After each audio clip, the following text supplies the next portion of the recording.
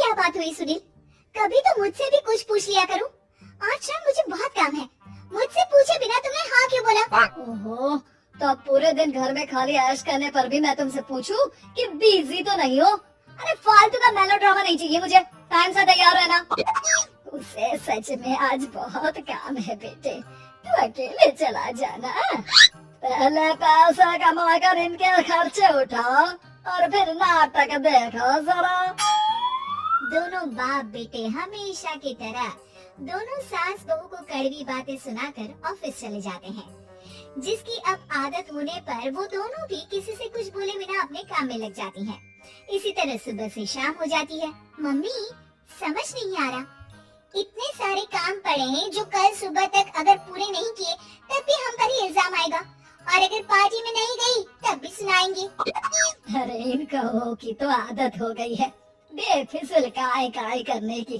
तू तैयार हो जा, काम मैं संभाल लूंगी। अब नेहा सुनील के घर वापस आने से पहले ही तैयार हो जाती है, जिस पर वो सुनील के आते ही पार्टी के लिए चले जाते हैं।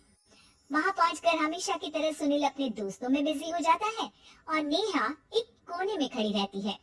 रात बीतती है और अगली सुबह एक बार फिर वही रूटीन शुरू हो जाता है। इन लोगों को हमारे काम और जिंदगी की कोई अहमियत क्यों नहीं है? इन्हें कब समझ में आएगा कि घर में रहने वाली औरतें सिर्फ आराम नहीं करती। बेटा मेरी तो उम्र बीत गई यही सोचते हुए, पर आज तक ना वो बदले और ना जवाब मिला। लेकिन माँ, समय हमेशा एक जैसा नहीं रह सकता, इन्हें बदलना होगा। सुबह से शाम होती है और फिर रात। इसी तरह दिन बीतने लगते हैं।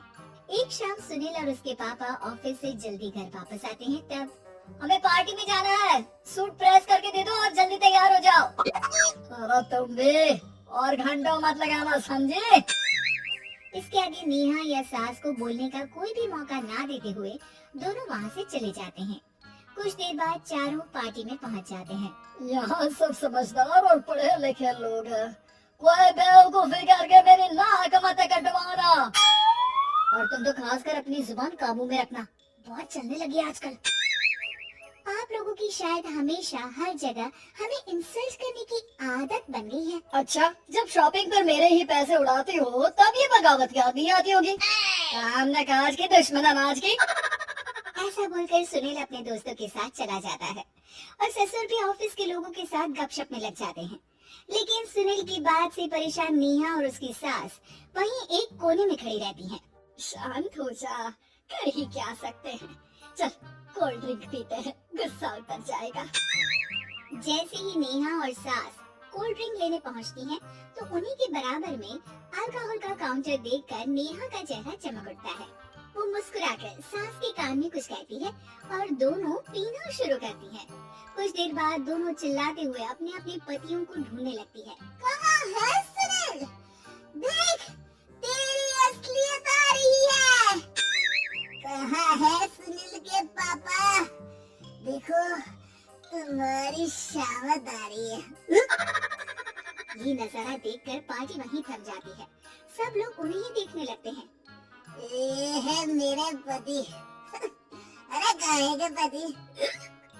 इनसे शादी करके तो मेरी किस्मत है फूटी। और ये मेरे पति, जिन्हें पति बोलने में मुझे आती है शर्म बड़ी। चलो आज आप लोगों को इनके असली रूप से मिलाते हैं, जिसमें ये अपनी पत्नियों की रत्ती भर भी इज्जत नहीं करते। हर समय उन्हें खड़ी खोटी सुनाते रहते हैं। हर जगह बिना मौका और माहौल देख उनकी सेल्फ रिस्पेक्ट की धज्जियां उड़ाते रहते हैं। क्या बोलते हो कि घर में रहकर हम करते ही क्या है?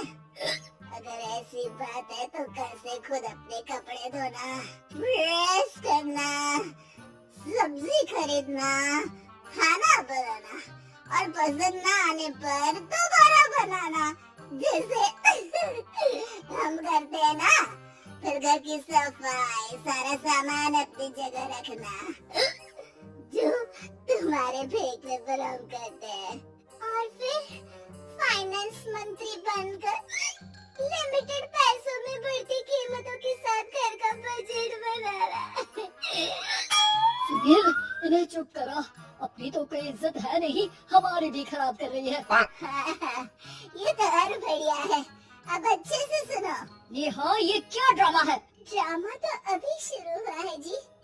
सास और नेहा अपने मन की सारी भड़ास निकालने लगती है, जिसे चुपचाप खड़े रहकर सुनने के अलावा ससुर और सुनील के पास कोई चारा नहीं होता। बहुत देर तक यही सब चलने के बाद आखिर में दोनों सास बहू बेहोश हो जाती हैं।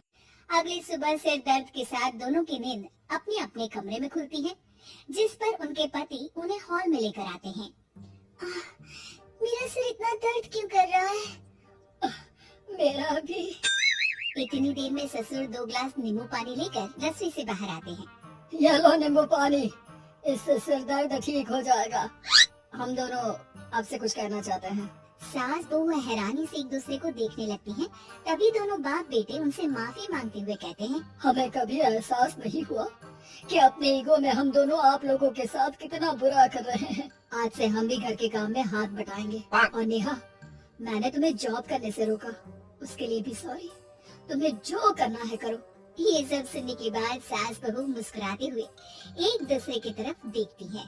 अल्कोहल वाले काउंटर पर बैठकर कोल्ड ड्रिंक पीकर थोड़ा ड्रामा करते हुए आज इन्हें सबक सिखा ही देते हैं।